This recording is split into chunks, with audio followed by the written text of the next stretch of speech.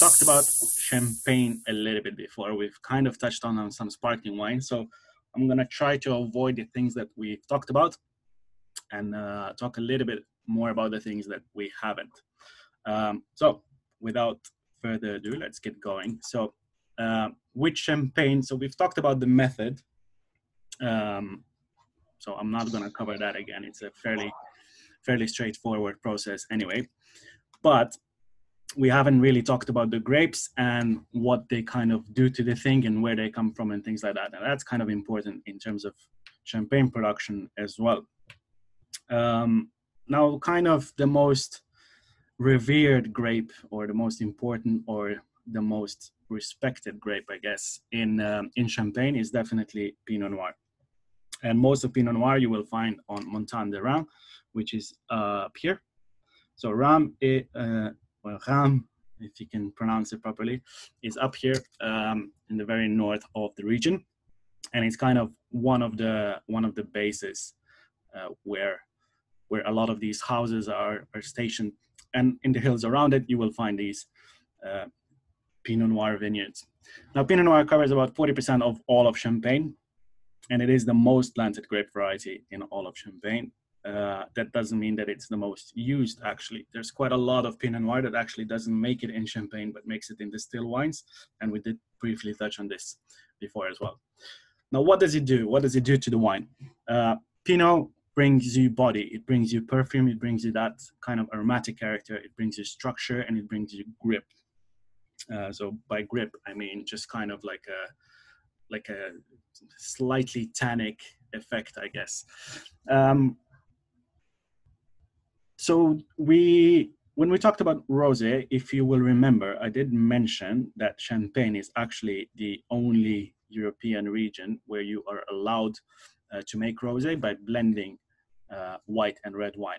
So pretty much everywhere else in Europe, if you want to make sparkling wine, you need to do the saignée method. So saignée basically means that you make it like a normal rosé wine.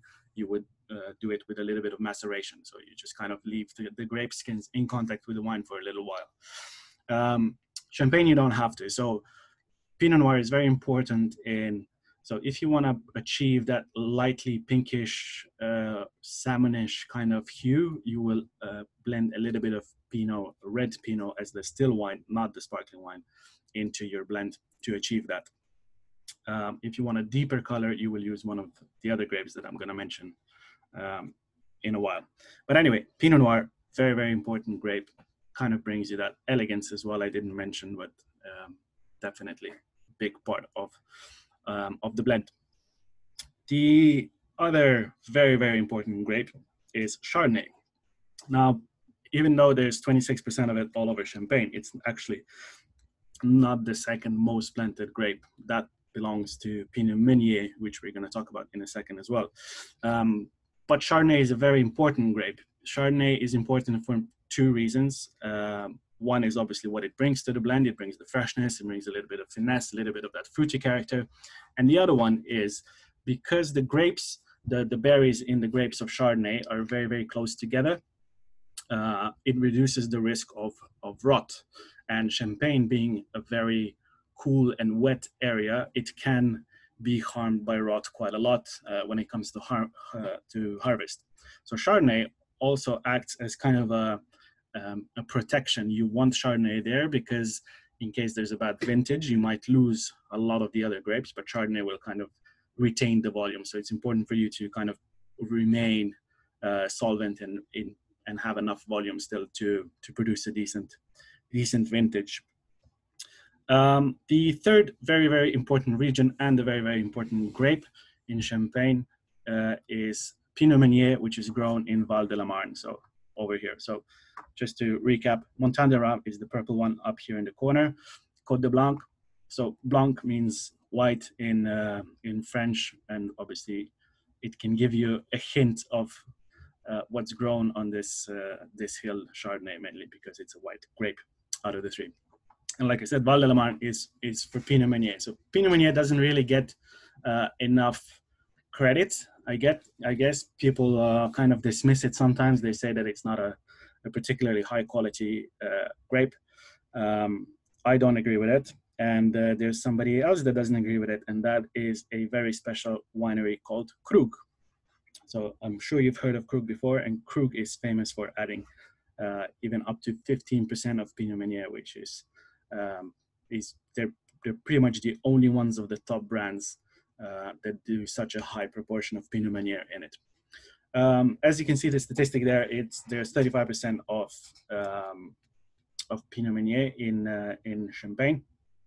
So quite a lot. It's the second most planted grape. It brings quite a bit of volume. It's kind of the earliest ripening of the three grape varieties, so it tends to produce the juiciest, most roundest, more fruitiest styles of wine. Now, like I mentioned, most of it, if it's used, Pinot Meunier will generally be used as part of the blend, but there are a lot of particularly smaller growers that are finally focusing a little bit more on Pinot Meunier, and they're trying to make it into individual or single varietal sparklers, champagnes as well. So that's pretty good. Now you do have two other larger regions as part of Champagne. One of them is Côte de Sézanne, which is still kind of in contact with the rest of Champagne. And the other one is the Aube, or sometimes even referred to as Côte de Bar. And this is quite far down south. So if you look at this map over here, you can see that the Aube almost touches Dijon. It is actually very close to Chablis. So Aube and Chablis are closer to each other than to their respective regions. So Aube and Chablis are so close that Aube is the same distance from Côte de Sézanne, for example, as Chablis would be from the rest of Burgundy, so from the rest of Dijon. Okay. Now, if you've done the math a little bit, for some reason they've calculated it as if there is. Am I right? Is there more?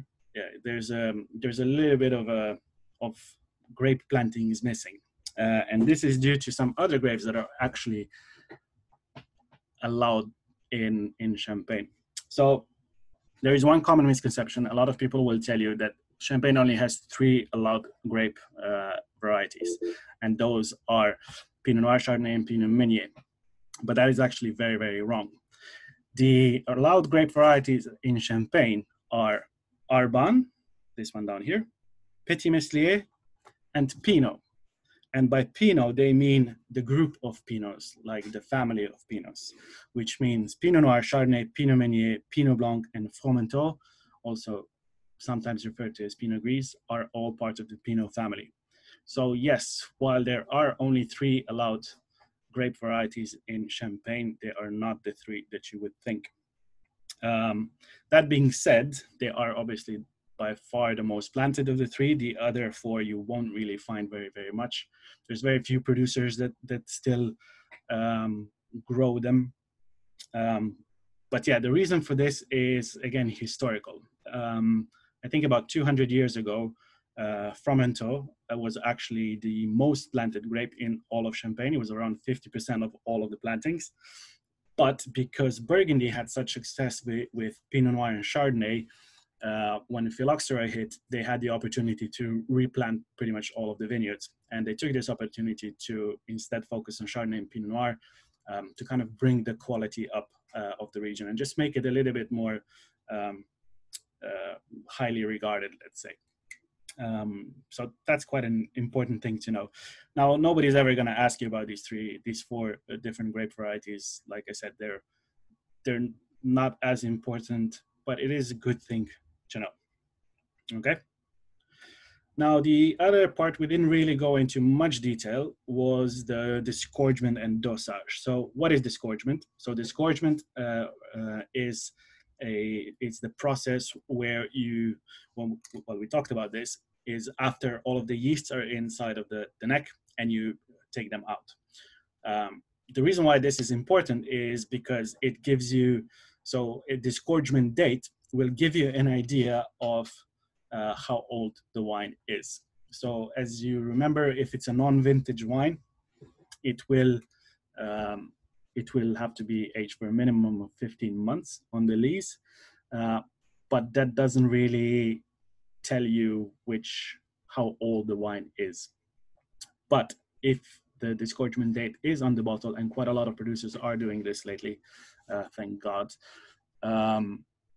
you can kind of get the idea of how old it is. So for example, if you take a bottle and on the bottle it says disgorgement in September 2018, and you've opened it today, you know that the wine is a minimum of the 15 months plus the 2 years that are now.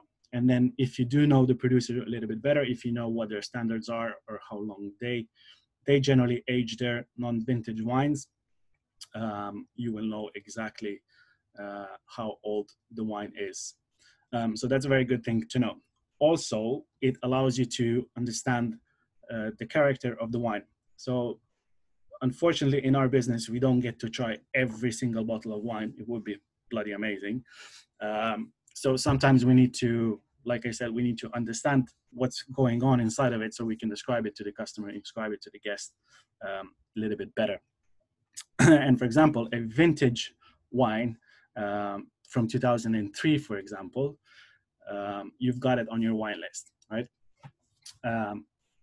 And if you have the disgorgement date on it, you will know how long it's been in contact with the yeast, so you will know the exact amount of that brioichiness, that toastiness that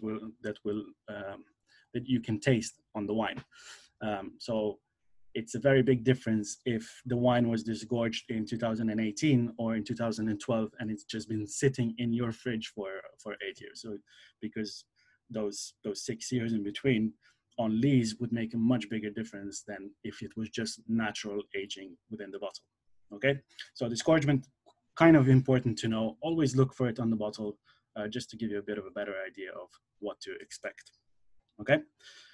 Now, the other thing we haven't really talked much about is dosage. So dosage is the process when you have to top up the wine after disgorgement. So disgorgement, like we said, is that when they take the yeast out, but while doing that, they do lose a tiny bit of wine, up to, let's say, 100 milliliters. Not that much, but so they need to replace that somehow, and they replace this with the liqueur d'expédition, which is generally just like a kind of a grape juice type of thing. Now, this dosage actually allows us to do one other thing. It allows us to define the sweetness of the end product, the sweetness of the sparkling wine or of the champagne in this case. So you've probably heard of dosage levels before, but now we're actually going to go through them a little bit more so you know what they mean when they are on the bottle. So going from driest to sweetest, the driest is Brut Nature, or sometimes called zero dosage, so no dosage. And basically just means it's got between 0 to 3 grams of sugar per liter. Why up to 3 grams? Because there could still be some sweetness left over, some natural sweetness left over in the wine itself. So they just kind of allow for that, but still take it as if it is a zero dosage. The step up from that is extra brut, so just a tiny bit of sweetness. Now, just to explain what this sugar actually does, so on top of just adding that sweetness to it, it also enhances certain flavors. So if you can, again, a little bit of sugar will bring out more of that fruitiness. So theoretically, the sweeter the wine, the fruitier it will get. The drier the wine, the more emphasized the other flavors will be, like the creaminess if there's malolactic, or the toastiness and brioichiness, or nuttiness if it's a relatively aged wine, and so on. So it all depends on what you kind of want to showcase in your wine. Now, I've mentioned this in the past. The typical style of champagne was kind of in the dry area. By dry, I mean between 17 to 32 grams of sugar. But the recent trends have been going to much drier. Brut has been kind of the standard for the past 20 years. But I think Brut Nature is going to be the standard very, very, very soon. Everybody wants to be skinny. Nobody wants to have too many calories from their favorite booze. So anyway, just let's go through them. So yeah, Brut Nature up to 3 grams, Extra Brut up to 6 grams, Brut up to 12 grams. Now, the one interesting thing you might see with the first three levels is that they are not 0 to 3, 3 to 6, and 6 to 12, but they're all 0 to 12. So you can put brut on your bottle even if you didn't add any sweetness to it, even if you didn't add any sugar to it. Now, again, this is mostly used for marketing purposes because people might be a little bit afraid of going for extra brut or brut nature. People are used to that brand of brut. So this allows them to do that as well, and also just gives them a bit of flexibility. Sometimes a lot of wineries decide on the dosage based on the actual wine or based on the actual vintage. So sometimes a wine will need a little bit more sweetness, and sometimes it won't, but they don't want to damage their brand awareness. So if they're famous for their brut, they want to keep that consistency, but that the sweetness added might vary based on the year. Okay. Then confusingly, you have extra dry and dry, which aren't extra dry and dry. They're quite sweet. And then demi-sec and doux. Doux means sweet in French, and it is very, very sweet. The most famous one, I guess, would be either the Moët Ice or the Veuve Riche, which are quite popular lately. And yeah, they've got 50 grams of sugar per liter, which is kind of similar to a bottle of Coke. A little bit more, but just to give you an idea. Okay. Now, this was champagne that we talked about, but obviously the method that they developed is actually called traditional method, and it is used all around the world as well. Now, kind of the closest to champagne you will get with the Crémant wines. And Crémant wines are basically a name for a series of regions that uses traditional method sparkling wine all around France. And these are, as you can see in the picture, you've got Crémant d'Alsace, the Bourgogne, Crémant de Jura, the Savoie, the Die, and so on and so forth. So quite a lot of them, including Crémant de Luxembourg. In case you didn't know, Luxembourg does make some super serious wines. But obviously, as they are quite a small or a very small country for that matter, there is not a lot of it, so you won't see a lot of it. And they're rich, so they will keep it for themselves if they can. Other traditional method sparkling wines from around the world, Blanquette de Limoux. So as you can see, I put Crémant de Limoux here, and there is Blanquette de Limoux.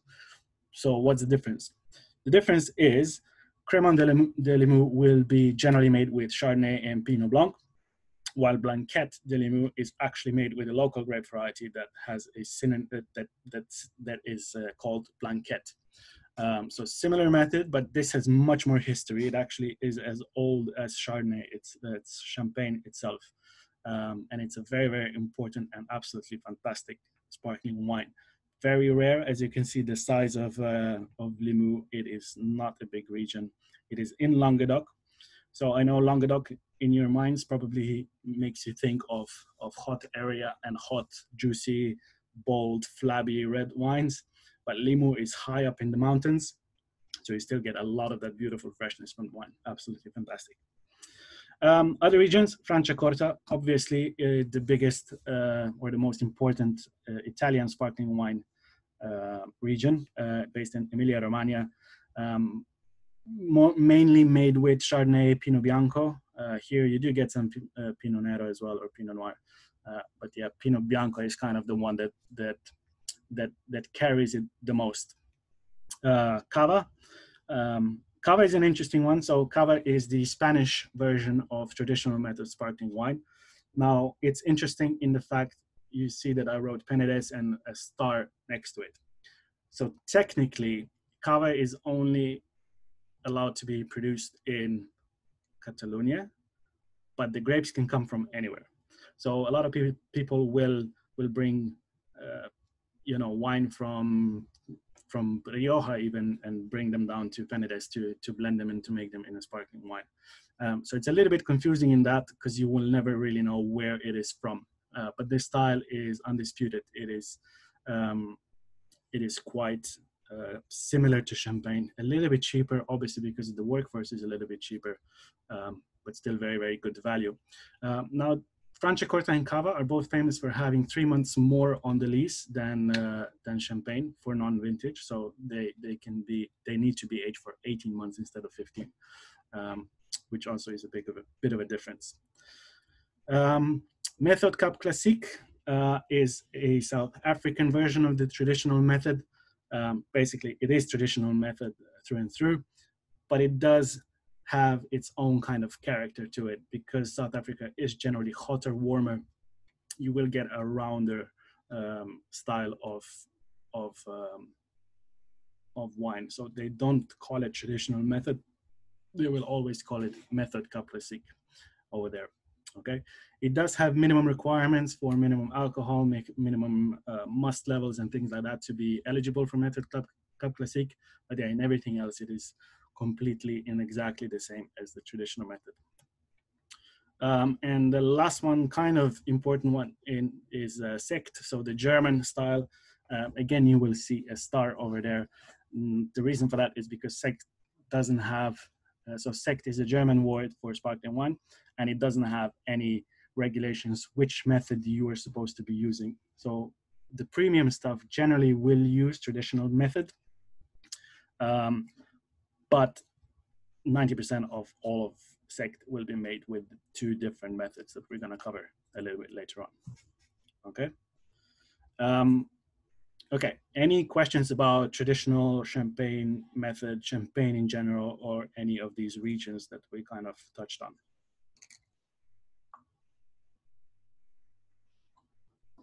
Okay, doke. So moving on to Charmat method, or the tank method, or sometimes even called the transfer method. Why it's, well, what is it first? So it was invented by this guy called Federico Martinotti. He was from Asti, and you have heard of Asti before. We talked about Moscato d'Asti, we talked about their red wines from the area as well. So it's a tiny village in, well, a town in north of Italy, in Piemonte. So he's the guy that kind of invented it. However, why is it not called after him? It is actually called after Eugène Charmat, which was a French guy. And he was the one that actually put in the patent, and he also perfected the method a little bit. Now, Martinotti is still important because some Italians will call the method Martinotti. So if you ever see that Martinotti method written on any of the bottles, just know that it is the exact same thing. Now, the idea behind Charmat method is that it is more suited to aromatic grape varieties, such as Moscato, such as Riesling in Germany, and so on. Because, you know, Chardonnay, like we said, is a fairly neutral wine, so it's acceptable. You can play around with it. You know, you use malolactic fermentation, you will use aging on the lees and so on, oak aging. So all of these things that will kind of add and mold the flavor as you wish. But with this method, what they wanted to do is retain the character of the grape. They wanted to have that perfume, they wanted to have that fruitiness, they wanted to have that lightness that comes from it. The other reason, of course, is that it's more cost effective as well. It's much, much cheaper to do it this way because you will obviously, I just remembered I need to go back to the previous one. I need to mention something. But yeah, it was cheaper to make it, so it was more. It was better for especially the Italian farmers that didn't have the riches of the French to produce this stuff. So what it looks like is basically the first part is the same as with traditional method.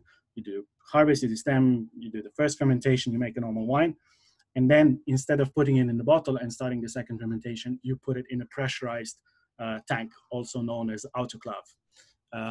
And this is where the second fermentation starts. And then once it's complete, then you kind of, then you filter the wine and you bottle it. So very simple method, but again, because it's made in a bigger style, the yeast won't affect it as much because there's less contact with most of the wine. And obviously the fermentation is much shorter as well. In Champagne, as we mentioned, you're going to let the wine be in contact with the lees for a minimum of 15 months. Here, they're only in contact for as long as they need to be. As soon as fermentation is finished, they will filter it out, they will bottle it. Obviously, this is also good because it means that you can send it out as soon as possible, make money right away. And obviously that's very, very important. I'll go back to this, but yeah, as I was talking about this, I remembered one thing about kava. So kava is very, very important for an invention that they did, and that was the gyro pallet. So remember we talked about champagne in the method and that they have to twist the bottles to kind of get rid of those lees. So Cava, or the guys from Spain, invented a gyro pallet, which is basically a mechanical kind of rack where they put all the bottles in, and they are twisted automatically by that. So this reduced the cost of having a guy just turn all of the bottles. And again, that's what makes Cava a little bit more cost effective as well. Now, a lot of champagne houses have adopted the gyro pallet system because, again, just to bring down the costs if they could. But yeah, the purist will always do it by hand. But yeah, just wanted to mention that before I forgot. The one other thing that comes with Charmat method is obviously the pressure is much lower as well, because as you do the rebottling, or when you take it out of the tank, you just cannot produce the same amount of pressure anymore without, unless you would do it manually, or you would add the CO2 on your own. So champagne has around 6 bars of pressure inside of the bottle. Prosecco has only about 3 bars of pressure in a bottle. And this also allows for different things. Like you will see a lot of Prosecco using screw cap instead of the cork and the cage, where champagne is impossible to do that. It's just too much pressure in there. Also, it saves you money on the cost of the bottles because their pressure is so much lower. You don't need to have the thickest possible glass like they do in champagne. Also, on top of that, because it's lighter, the cost of transportation are cheaper because, as you might know, all of the freighters will charge you based on weight. So a lot of benefits from this method, but obviously the main drawback is kind of, let's say, the quality or the elegance part of it. Okay. Obviously, the main region, the most important region, is Prosecco and Moscato d'Asti. As I mentioned, Martinotti was from Asti. He's actually the one that pioneered it for Moscato d'Asti, and it moved from there to Prosecco. So Moscato d'Asti was made before Prosecco. The difference between Moscato d'Asti and Prosecco is that they stop fermentation early, which allows them to retain a little bit of sugar and also have the wine with lower alcohol. So Moscato d'Asti will often be as little as 6% of alcohol, or sometimes even less. So a very light but a sweeter style of sparkling wine. And again, because it's made with Moscato, it's very aromatic, very fruit forward. You also have Lambrusco, which is, again, in Emilia-Romagna. It's a red sparkling wine. And sect, again, like I said, a lot of sect is made with traditional Charmat method. The funny thing about sect is, and I got a little bit of criticism when I talked about sect the other day, sect the other day, that I was giving it a bit of stick. But it's for a reason. Sect, a lot of it, most of it, doesn't come from German grapes at all. A lot of sect is actually, they buy the wine, the normal wine, the still wine, from France, from Italy, from Spain, and they bring it over to Germany, and then they put it into the Charmat method, and they start the second fermentation. So when you do this, it just means you have less control. And if you have less control, there is no way you can produce the same quality as you would if it was your wine, if you knew exactly what you were doing with it, and so on. So that's why I give sect a bit of stick. That doesn't mean there isn't very good sect, but it's very, very rare. If you want sect made from German grapes, it will say on the bottle, it will say Deutscher Sekt. So sect on its own just means any sparkling wine in Germany. Deutscher Sekt would mean a sparkling wine made in Germany from German grapes. You also have a few other phrasings. They will call it a house sect or Schaume wine, I think it's called. Schaume means foam, so a foamy wine as well. But sect is kind of the most usually used word.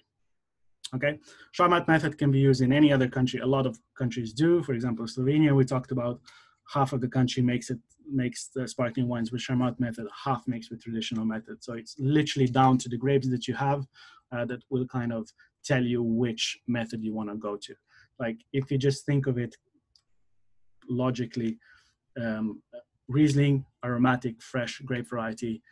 If you put that in a traditional method, it wouldn't work. It would just be absolutely horrible. But it works very well with Charmat method.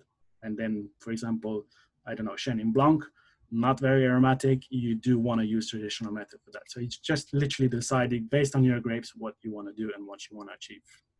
Okay. Okay. Any questions about the Charmat method or tank method or transfer method? No. Okay. Methode Ancestrale, or otherwise known as Pet-Nat. So Methode Ancestrale is kind of the original traditional method. This is how they used to make sparkling wine before they started perfecting it in Champagne. And what is different about it is that they don't do 2 fermentations, they do 1 fermentation. But before the first fermentation is completely finished, they will transfer it to the bottle that they're gonna sell it in, and then that fermentation will finish up in there. Now, that poses a little bit of a problem because it makes it very difficult to control. You don't know if you stopped it at the right time. You don't know how much yeast is left in the bottle. So sometimes you will have a failed second, it's not a second fermentation, but you will have the failed fermentation. You will also have less pressure, you will have less alcohol. You can't affect the end product because there is no dosage added to it. And also, filtering is an optional. So some people will filter the wine, some people won't. So because if you do filter it, again, you risk losing even those tiny bubbles that are left over. If you don't filter it, you have that sediment inside. So it's a very, very, very tricky method to use. That being said, it is on the rise again, especially between the wine geeks. They tend to enjoy Pet-Nat quite a lot. Personally, I'm not a big fan. I've had a couple that are decent, but yeah, they're nothing particularly special. As you can see on the bottle behind, these are actually pretty serious Pet-Nats. They come from New York, from Long Island, from Channing Daughters, the winery. We actually have some of their wine. But it's, as you can see, it's covered with a crown cap, not with a cage. Again, because there's not as much pressure, because there's not as much CO2 inside of it, they can do it. Again, you won't find it often. And if a wine is made with this method, it will say either Methode Ancestrale or Pet-Nat on it. But there are 4 kind of interesting regions that do make it. Gaillac is, I would say, the most quality of them all. You've got Bougie as well, and Claret de Die and Blanquette de Limoux MA. So Claret de Die, the region of Die makes Crémant de Die, and they make Claret de Die. So again, if you see the 2 different phrases, they do mean different things. Crémant de Die means traditional method, wine from the Die area, and Claret means by using the Pet-Nat. Blanquette de Limoux, we mentioned it before, but if it will be used, it does actually have its own appellation for Methode Ancestrale. So it will say Blanquette de Limoux, Methode Ancestrale on the bottle. And yeah, also very, very good quality, but very rare in that area because they do such good traditional method sparkling wine there. They won't really focus on MA that much. Okay, doke. Any questions about this, guys? Pet-Nat and Ancestral is the same? Yes, it's the same. It's the same meaning. Pet-Nat means pétillant naturel. So okay. Pétillant means sparkling, so kind of a natural sparkling wine. Okay, but Methode Ancestrale is the official wording, I guess. But okay. Pet-Nat is kind of a pet name, pardon the pun. Okay. Yes. Cool. All right. Now you would think that these are all of the methods that are used for sparkling wine, but they're not. There's two more, or at least two more that kind of make a dent in the world of wine, and these are the continuous method and the carbonation. So continuous method is based on the Charmat method. It's pretty much the same as that. The difference is that they constantly add the liqueur de tirage. So liqueur de tirage is that combination of yeast and sugar that starts that second fermentation, and then constantly slowly added into these pressure tanks. And these pressure tanks are kind of linked between each other, and the wine travels through these tanks. Now the reason why they do this is because it's kind of like a factory, and it has different stages within it. So you will have a tank that has oak shavings in it, and these leaves will kind of stick to the oak shavings, and they will kind of shape the flavor of the wine. They will add a bit of that smokiness, they will add a little bit of flavor, a little bit of vanilla, cinnamon, whatever you want to do it with. So it's kind of like a factory. It was developed in Russia, and yes, Russia does make wine. The picture that I have in the background is actually a Russian vineyard.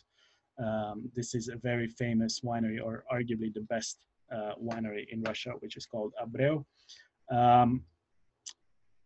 And yeah, they still use this method. They don't really use traditional method there, but continuous method will most often be used in sect in terms of where it's used in the world.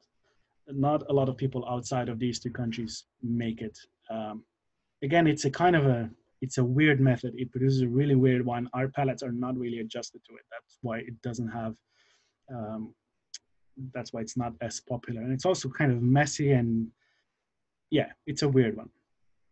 Okay. And the last method that exists is carbonation. And yeah, carbonation is just what it says. It's basically infusing the wine with CO2, pretty much the same as you would do a Coke or a Pepsi or whatever, just a normal soft drink production.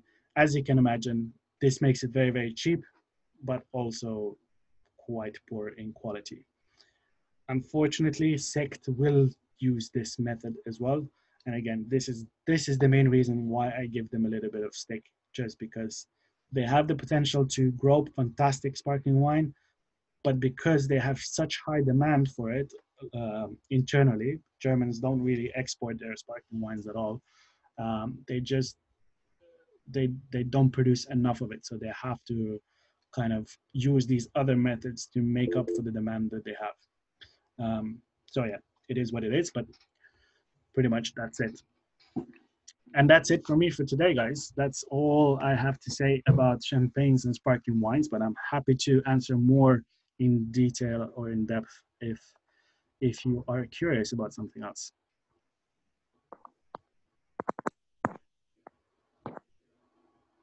No? Okay, in that case, that's it for today, guys. Yes, question. Sorry. What about, it's just in Europe that we make sparkling? Very good point. No, it's not just in Europe, of course. I did mention South Africa and their Methode Classique. You have Australians that are making a lot of sparkling wine. So they are famous for the red sparkling wine made with Shiraz, which is kind of an odd one for us. It is dry, it is tannic, it is powerful. It can be sweet as well, but the kind of the more premium one will be dry. And also, for example, all of the kind of cooler climate regions, but mostly Tasmania, makes fantastic traditional method sparkling wine. America makes sparkling wine as well. They use both methods. They use both Charmat and traditional. There's quite a few champagne houses that are based there. You've got Tattinger has an estate called Carneros. Roederer has an estate called Roederer. Who else is there? There's quite a few other. Chandon has a winery there as well. There's a couple more, anyway, of the big guys that are also based in America, and they will obviously use traditional method, but the locals will often use Charmat method there as well. Obviously, Argentina make sparkling wine. Brazil, we've mentioned the other day, they make, they're focused on sparkling wine production, really.